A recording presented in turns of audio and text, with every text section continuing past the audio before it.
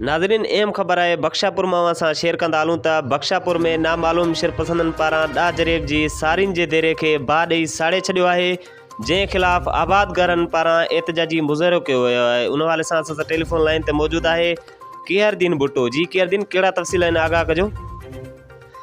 जी बिल्कुल, बख्शापुर वेझो ॻोठ आहे मोहम्मद कासिम नाहड़, जिते रात देर सां नामालूम शिरपसंदन पारां ॾाह जरेब जी रखियल सारिन जे देरे खे बाहि ॾेई साड़े फ़रार थी विया आहिनि। अहिड़े अमल ख़िलाफ़ हारिन ऐं ॻोठणनि पारां नामालूम शिरपसंदनि ख़िलाफ़ एहतजाजी मुज़ाहिरो कयो वियो।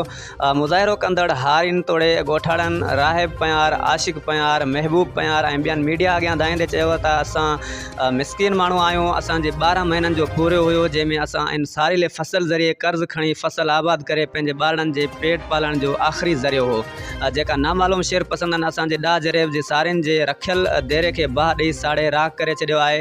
हारिन ऐं ॻोठणनि SSP कश्मीर अमजद अहमद शेख ऐं ॿियनि वसवरनि खे अपील कई आहे त फ़ौरन नोटिस वठी नामालूम शिरपसंदनि ख़िलाफ़ क़ानूनी कार्रवाई करे खेनि गिरफ़्तार करे असां सां इंसाफ़ कयो वञे, न त ॿी सूरत में बख्शापुर इंडस हाईवे रोड ब्लॉक करे धरणो हणंदासीं।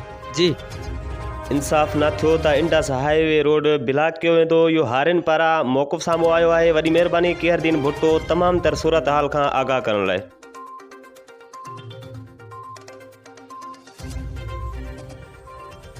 ज़मीन खालिद हुसैन नाहड़ जी आहे। असां पाण पयारूं, असां राखूं हारियूं रात तक़रीबन 9 बजे वारदात करे विया आहिनि, बाहि ॾेई विया आहिनि।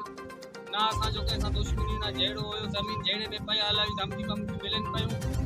रात जो 10 बजे तक़रीबन बाहि ॾेई विया आहिनि। असां विसाइण जी कोशिशि कई आहे पर पूरो साड़े राख थी वियो आहे। असांखे हथ जे स्पीड सां असांखे चवणु खपे, असां सां इंसाफ़ कयो वञे। नाज़रीन सां ई ॻाल्हि पहुचंदी, असां या छा कंदासीं, असां सां इंसाफ़ कयो वञे।